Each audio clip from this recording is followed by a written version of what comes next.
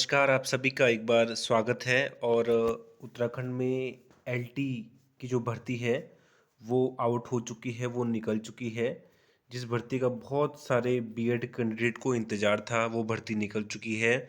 अभी-अभी आयोग की वेबसाइट पे ये नोटिफ़िकेशन निकला है, इसमें आप देख सकते हैं कि यूकेएसएससी द्वारा उत्तराखंड एलटी की भर्ती जो है, वो विज्ञापित की गई है। आप देख सकते हैं इसमें सभी डेट्स दे रखी हैं कि विज्ञापन प्रकाशन की तिथि आज की दे रखी है। ऑनलाइन आवेदन कब से कर सकते हैं? 22 मार्च से हम अप्लाई कर सकते हैं और लास्ट डेट है अप्लाई करने की 12 अप्रैल। और जो एग्ज़ाम जो कंडक्ट कराने की तिथि है जुलाई 2024 में, जो अनुमानित जो समय है वो जुलाई जुलाई 2024 में हो सकता है एग्ज़ाम इसका।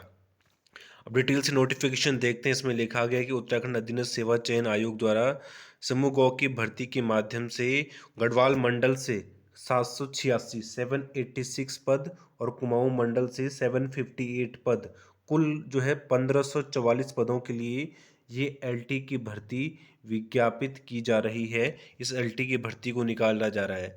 इसमें लिखा गया है कि इसमें जो है क्या क्या है, कितने पद हैं, किसके लिए, वो देखते हैं। सबसे पहले आप देखें कि सहायक अध्यापक एलटी और जो गढ़वाल मंडल है सामान्य 60% सीधी भर्ती। 60% सीधी भर्ती का मतलब होता है इसमें गर्ल्स और बॉयज़ दोनों अप्लाई करते हैं, इसमें दोनों आते हैं। और इसमें देख सकते हैं कि रिक्तियों का विवरण किस प्रकार है। 60% जनरल भर्ती के लिए, सामान्य भर्ती के लिए। हिंदी के लिए आप देख सकते हैं 93 पद हैं और अंग्रेजी के लिए 81 पद हैं। संस्कृत के लिए 7 पद हैं। गणित के लिए 60 पद हैं और विज्ञान के लिए 112 पद हैं और सहायक अध्यापक सामान्य के लिए 93 पद हैं। व्यायाम यानी फिजिकल इंस्ट्रक्टर के लिए 57 पद हैं। होम साइंस के लिए 1 पद है और कॉमर्स के लिए 10 पदों को रखा गया है। और कला यानी पेंटिंग ड्राइंग के लिए जो है वो 616 पदों को रखा गया है। अब आगे पद देखते हैं कि 60% जो सीधी भर्ती है उसमें महिला शाखा के लिए कितने पद हैं। यानी जो जीजीआईसी होते हैं, जो गर्ल्स इंटर कॉलेज होते हैं, उनमें सिर्फ गर्ल्स ही अप्लाई कर सकती हैं। इसमें हिंदी के लिए 9 पद हैं और अंग्रेजी के लिए 9 है, संस्कृत के लिए 1 है, गणित के लिए 5 है, विज्ञान के लिए 8 है, सामान्य के लिए 13 है, व्यायाम के लिए 3 है, गृह विज्ञान के लिए 2 है और संगीत के लिए 2 है। कला के लिए 5 पदों को रखा गया है जीजीआईसी के। अब आपको पता है कि एलटी की जो भर्ती होती है उसमें डिपार्टमेंटल यानी विभाग के लिए भी कुछ पदों को रखा जाता है। जो लोग पहले से विभाग में काम कर रहे हैं उनके लिए भी भर्ती को रखा जाता है। तो जो 10% सीधी भर्ती सामान्य शाखा के लिए, इसमें भी पदों को रखा गया है। हिंदी में 15 पद हैं, अंग्रेजी में 13 पद हैं, संस्कृत में 1 पद है, गणित में 10 पद हैं, विज्ञान में 19 पद हैं, सामान्य में 16 पद हैं, व्यायाम में 9 पद हैं, वाणिज्य कॉमर्स में 1 पद है, कला में 22 पद हैं, टोटल मिला के 106। इसमें विभागीय 10% विभागीय भर्ती में वही अप्लाई कर सकता है जो पहले से शिक्षा विभाग में काम कर रहा है। मान लीजिए कोई बेसिक का टीचर है, वो अगर एलटी में जाना चाह रहा है तो उस वही सिर्फ इसके अंतर्गत अप्लाई कर सकता है। ठीक है। वैसे ही जो जो विभागीय भर्ती होती है 10% की, उसमें सामान्य और महिला शाखा के लिए अलग अलग होते हैं। तो इसमें भी आप देख सकते हैं महिलाओं के लिए भी अलग अलग कोटा है, उसमें आप देख सकते हैं। अब मैं आपको कुमाऊं मंडल के लिए ले जाता हूँ। कुमाऊं मंडल में एलटी की जो 60% की सामान्य शाखा की भर्ती है उसमें कितने कितने पदों को रखा गया है। हिंदी में 70 पद हैं, अंग्रेजी में 55 पद हैं, संस्कृत में 11 पद हैं, मैथमेटिक्स में 77 हैं, साइंस में 79 पद हैं और सामान्य में यानी एसएसटी में 99 पद हैं, व्यायाम में 39 पद हैं, होम साइंस में 1 पद है, कॉमर्स में 3 पद हैं, सहायक अध्यापक संगीत में 3 पद हैं, उर्दू में 2 पद हैं, कला में 122 पद हैं। कुल मिला के 561 पद हैं। ये सामान्य प्रतिशत 60% सीधी भर्ती में।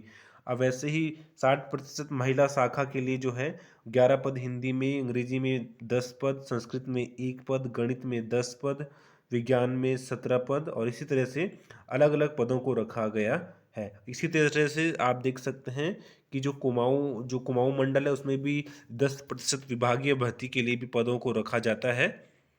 महिला शाखा के लिए अलग होता है और सामान्य शाखा के लिए जो है अलग होता है। ठीक है। इसमें आप इंस्ट्रक्शन देख सकते हैं, महिला शाखा के लिए सिर्फ महिला ही अप्लाई कर सकती हैं और सामान्य शाखा के लिए कोई भी अप्लाई कर सकता है, चाहे वो महिला हो या हो पुरुष हो। 60% जो 10% सीधी भर्ती होती है उसमें विभागीय लोगों के लिए होता है जो पहले से विभाग में काम कर रहे हैं। अब बात करते हैं कि योग्यता क्या है। आप सबको पता है कि एलटी के लिए योग्यता होती है, उसके लिए योग्यता होती है कि ग्रेजुएशन होना चाहिए आपका जिस सब्जेक्ट के लिए अप्लाई कर रहे हैं, और आपका बीएड आपका जो है बीएड आपका क्लियर होना चाहिए, तभी आप इसके लिए अप्लाई कर सकते हैं। ठीक है। गणित के लिए आप देख सकते हैं सभी सब्जेक्टों के लिए कॉम्बिनेशन होता है। आपको अपने कॉम्बिनेशन के हिसाब से, अगर आप कॉम्बिनेशन में फिट बैठ रहे हैं तो आपको विशेष ध्यान देना है। पिछली बार कला वालों का बहुत लफड़ा हुआ था और बहुत लोगों को कई सालों तक इंतजार करना पड़ा। इस बार इन्होंने क्या किया है, बीएड जरूरी कर लिया है। पिछली बार इसी की वजह से जो है ये कला की भर्ती लटक गई थी और लास्ट में ये कैंसिल ही हुई और इसी भर्ती में ये मर्ज हो गई। तो कला में जो है बीएड इस बार अनिवार्य है और ड्राइंग से ग्रेजुएशन जो है होना चाहिए। ये इंस्ट्रक्शन है और रिजर्वेशन सभी को होता है। अब देखिए यहाँ पे ये सबसे ज़्यादा ज़रूरी था कि सिलेबस क्या रहेगा एलटी का, क्योंकि इसमें काफ़ी जो है बातें चल रही थी कि सिलेबस चेंज हो कि नहीं। इसमें देखा लिख रखा है कि उक्त पदों के लिए नहीं, एलटी के लिए 100 नंबर की एक ऑब्जेक्टिव प्रश्न, एक पेपर होगा जो 2 घंटे का होगा। इस प्रश्न को 2 भागों में बांटा जाएगा। पहला भाग है शैक्षिक अभिवृद्धि, तर्क शक्ति और सामान्य ज्ञान। इसमें 50 अंकों की ये परीक्षा होगी। और भाग 2 में होगी जिस विषय के शायद अध्यापक के पद के लिए आवेदन किया जा रहा है उस विषय की जो है उस यानी सब्जेक्ट का 50 अंक सब्जेक्ट के होंगे और 50 अंक जो हैं वो पेडागोजी और रीजनिंग और जनरल नॉलेज के होंगे। तो इस बार इन्होंने पैटर्न को बदल दिया है, 50:50 का पैटर्न बना दिया है। पिछली बार तक 70:30 का होता था। 70 नंबर जो है वो सब्जेक्ट के होते थे और 30 नंबर जो है वो पेडागोजी के होते थे। तो इस बार इन्होंने इसमें पेडागोजी के अलावा रीजनिंग और सामान्य ज्ञान भी ऐड कर लिया है। ठीक है। तो इस तरह से आप देख सकते हैं इन्होंने क्या चेंजेस किए हैं। इसी तरह से आप इसमें अपने अपने अगर आप एज की बात करें तो एज आपको पता है कि मैक्सिमम एज 42 होती है और मिनिमम एज 21 होती है। बाकी जो रिजर्वेशन वाले हैं, जो जो आरक्षण जिनको मिलता है उनको अपनी कैटेगरी के अनुसार जो है रिजर्वेशन मिलेगा ही, इसमें कोई दिक्कत की बात नहीं है। कौन इसके लिए अप्लाई कर सकता है? कोई भी व्यक्ति जिसका उत्तराखंड में डोमिसाइल हो, उत्तराखंड का मूल निवासी हो और उत्तराखंड के किसी भी सेवायोजन कार्यालय में, यानी जो एम्प्लॉयमेंट ऑफिसर्स होते हैं अनेक डिस्ट्रिक्टों में, किसी भी एम्प्लॉयमेंट ऑफिस में उसका नाम रजिस्टर होना चाहिए। ठीक है। तो इस तरह से आप इसमें अप्लाई कर सकते हैं। और फ़ी का मैं बता देता हूँ आपको, फ़ी कितनी रखी गई है।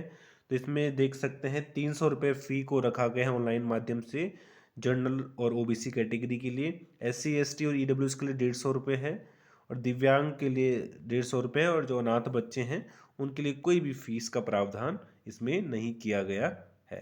अब सिलेबस का भी इन्होंने दिया होगा, इसमें सिलेबस भी आप देख सकते हैं। सिलेबस भी इसमें डिटेल से दिया होगा कि सिलेबस क्या है क्या नहीं। और नीचे यहाँ पे आप देख सकते हैं कि syllabus syllabus for the post of assistant teacher LT grade academic aptitude common to all subject, यानी ये सभी विषयों के लिए ये जो कोर्स है, ये जो सिलेबस है, ये सभी विषयों के लिए है, जिसमें कि आपका पेडागोजी होगा, शैक्षिक अभिवृद्धि होगी और जो अभी आपका रीजनिंग और जनरल नॉलेज होगा वो सभी के लिए समान होगा। इसमें दे रखा है कि पेडागोजी का क्या क्या टॉपिक उन्होंने टच करने की कोशिश की गई है, सभी आप देख सकते हैं। इस पर डिटेल वीडियो मैं बनाऊंगा, तब हम उसको देखेंगे और ये सब उसमें देखेंगे। और देख सकते हैं आप जनरल नॉलेज का सिलेबस है, ये सभी सब्जेक्ट के लिए, सभी पेपर्स के लिए कॉमन है, सभी को ये पढ़ना है, चाहे आप कोई भी सब्जेक्ट अप्लाई कर रहे हैं। और अब ये विषयवार जो सिलेबस है ये आप देख सकते हैं, हिंदी का क्या है और अलग अलग सब्जेक्टों का सिलेबस आप देख सकते हैं। संस्कृत का सिलेबस होगा, सभी का अपना अपना जो है सिलेबस होगा। तो इस तरह से भर्ती का इंतजार था, भर्ती आ गई है। अब आप अच्छे से तैयारी करें और आप सबों को हम शुभकामनाएं देते हैं। God bless you all.